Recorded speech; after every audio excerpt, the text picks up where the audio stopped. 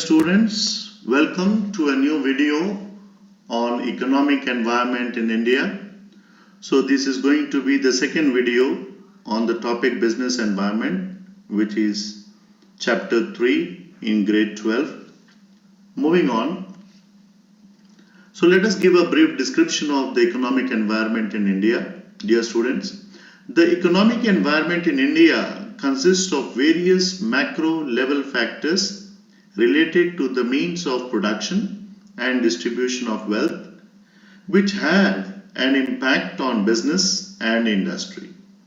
These include stage of economic development of the country, the economic structure in the form of mixed economy, which recognizes the role of both public and private sector, economic policies of the government, including industrial, monetary and fiscal policies, economic planning including 5 years plan, annual budgets and so on, economic indices like national income, distribution of income, rate and growth of gross national product, per capita income, disposable personal income, rate of savings and investment, value of exports and imports, balance of payments and so on, infrastructural factors such as financial institutions, banks, mode of transportation, communication facilities. Business enterprises in India do realize the importance and impact of the economic environment on their work. Almost all annual company reports presented by their chairpersons devote considerable attention to the general economic environment prevailing in the country and an assessment of its impact on their companies. Now, let us go back at the time of independence. The Indian economy was mainly agricultural and rural in character. About 70% of the working population was employed in agriculture. About 85% of the population was living in villages. Production was carried out using irrational, low productivity technology. Communicable diseases were widespread. Mortality rates were very high. There was no good public health system. Now, in this scenario, in order to solve economic problem of our country, the government took several steps including control by the state of certain industries, central planning and reduced importance of the private sector. Now, the main objectives of India's development plans were A. Initiate rapid economic growth to raise the standard of living, reduce unemployment and poverty. B. Become self-reliant and set up a strong industrial base with emphasis on heavy and basic industries. C. Reduce inequalities of income and wealth in the country. D. Adopt a socialistic pattern of development which is based on equality and prevent exploitation of one person by another person. So, in accordance with the economic planning, the government gave a lead role to the public sector for infrastructure industries, whereas the private sector was broadly given the responsibility of developing consumer goods industry. At the same time, the government imposed several restrictions, regulations and controls on the working of private sector enterprises. India's experience with economic planning has delivered mixed results. Now, the crucial year, 1991. In 1991, the economy faced a serious foreign exchange crisis, high government deficit, and a rising trend of prices despite bumper crops. As a part of economic reforms, the government of India announced a new industrial policy in July 1991. What were the key features of the new industrial policy? So, the first, the government reduced the number of industries under compulsory licensing to 6. Many of the industries that were reserved for the public sector under the earlier policy were de-reserved. The role of public sector was limited only to 4 industries of strategic importance. Disinvestment was carried out in case of many public sector industrial enterprises. Policy towards foreign capital was liberalized.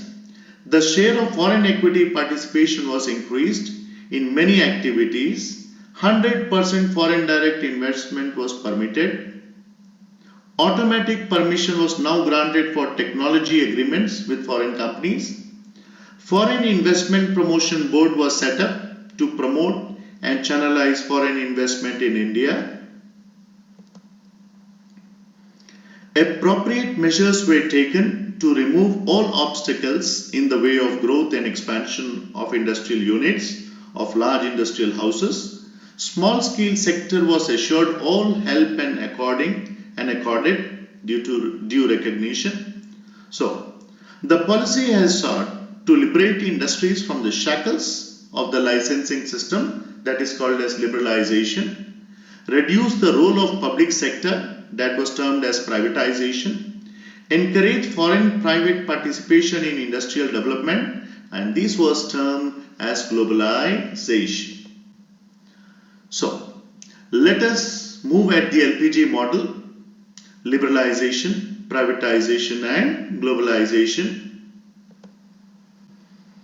Now, let us understand the meaning of the word liberalization, dear students. Liberalization means liberating the economy from the regulations and restrictions on economic growth. These reforms were aimed at liberalizing the Indian business and industry from all unnecessary controls and restrictions. They signaled the end of license permit quota Raj. Now, liberalization of the Indian industry has taken place with respect to, number 1, abolishing license requirements in most of the industries except a short list, freedom in deciding the scale of business activities, no restriction on expansion or contraction of business activities. Third, removal of restrictions on the movement of goods and services. Fourth, freedom in fixing the prices of goods and services. Fifth, reduction in tax rates and lifting of unnecessary controls over the economy. Sixth, simplifying procedures for import and exports. Seventh, making it easier to attract foreign capital and technology to India. Now let's talk about privatization. The term disinvestments used here means transfer in the public sector enterprises to the private sector. It results in dilution of stake of the government in the public enterprise. This new set of economic reforms were aimed at giving greater role to the private sector in the nation building process and a reduced role to the public sector. This was a reversal of the development strategy pursued so far by Indian planners. To achieve this, the government redefined the role of public sector in the new industrial policy of 1991. Adopted the policy of planned disinvestments of the public sector and decided to refer the loss-making and sick enterprises to the Board of Industrial and Financial Reconstruction. So the main features of privatization were disinvestment of a part of the shares held by the government in public sector undertakings called as PSUs. This results in passing of ownership, control and management of PSUs to the private sector. De-reservation of areas formerly reserved for the public sector. This allows the private sector to enter into new areas. Now let's talk about globalization. So dear students, globalization means free movement of goods, capital and labor across the globe. It is the integration of the various economies of the world leading towards the emergence of a cohesive global economy. Till 1991, the government of India had followed a policy of strictly regulating imports in value and volume terms. These regulations work with respect to A. Licensing of imports, B. Tariff restrictions, C. Quantitative restrictions. Now, the new economic reforms aimed at trade liberalization were directed towards import liberalization, export promotion through rationalization of the tariff structure, and reforms with respect to foreign exchange so that the country does not remain isolated from the rest of the world. Globalization involves an increased level of interaction and interdependence among the various nations of the global economy. Physical geographical gap or political boundaries no longer remain barriers for a business enterprise to serve a customer in a distant geographical market. This has been made possible by the rapid advancement in technology and liberal trade policies of the government. Through the policy of 1991, the Government of India moved the country to this globalization pattern. Now let us look into the impact of government policy changes on business and industry. So, the first impact was increasing competition.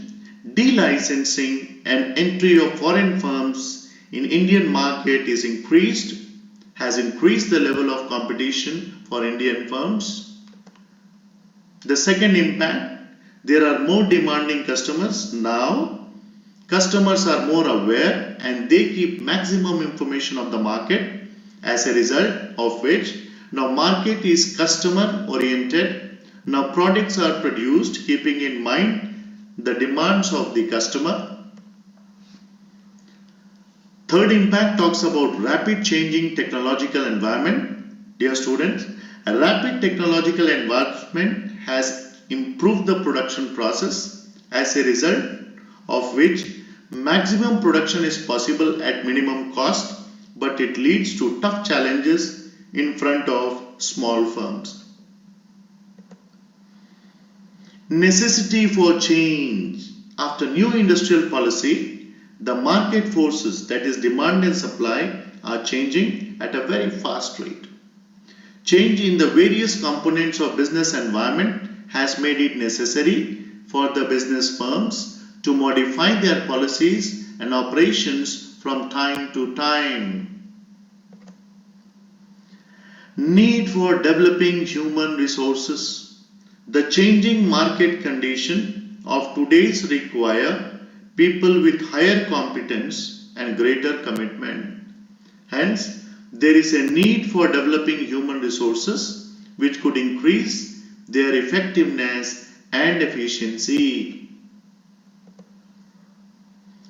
Market orientation. Earlier, selling concept was famous in the market. Now, its place is taken by the marketing concept. Today, firms produce those goods and services which are required by the customers. Marketing research, educational advertising, after-sales service have become more significant. Reduction in budgetary support to the public sector. This is a very crucial development. The budgetary support given by the government to the public sector is reducing. Thus, the public sector has to survive and grow by utilizing their own resources efficiently. Now, let us just have a glimpse of the crisis we had in June 1991. Major elements of the crisis situation which led the government of India to announce economic reforms were a serious fiscal crisis in which the fiscal deficit reached the level of 6.6% of GDP in 1991, heavy internal debt which rose to about 50% of the GDP, with interest payments draining about 39% of total revenue collections of the central government, right? Low GNP growth rate which fell to 1.4% from the peak level of 10.5% in 88-89, low overall agricultural production, food grain production and industrial production showed negative growth rates of minus 2.8 and minus 5.3%. Soaring inflation rate based on wholesale price index and consumer price index at 13 to 14%. Shrinkage of foreign trade import in terms fell by 19.4% and exports by 1.5%. Depreciation of rupee by 26.7% against the dollar. Fall of foreign exchange reserves to such a low level that they were barely adequate to meet the import requirements of a few weeks. Non-resident Indians were reluctant. They were withdrawing their deposits at an alarmingly high rate. The confidence of the international financial institutions were badly shaken in just over a year. Its creditworthiness rating fell from AAA to BB+. It was put on credit watch. The country was on the verge of defaulting on international financial obligations, and the situation warranted immediate policy action to save the situation. In May 1991, the government had to lease 20 tons of gold out of its stock to the State Bank of India to enable it to sell the gold with repurchase option after 6 months. In addition, Reserve Bank of India was allowed to pledge 47 tons of gold to the Bank of England to raise a loan of $600 million.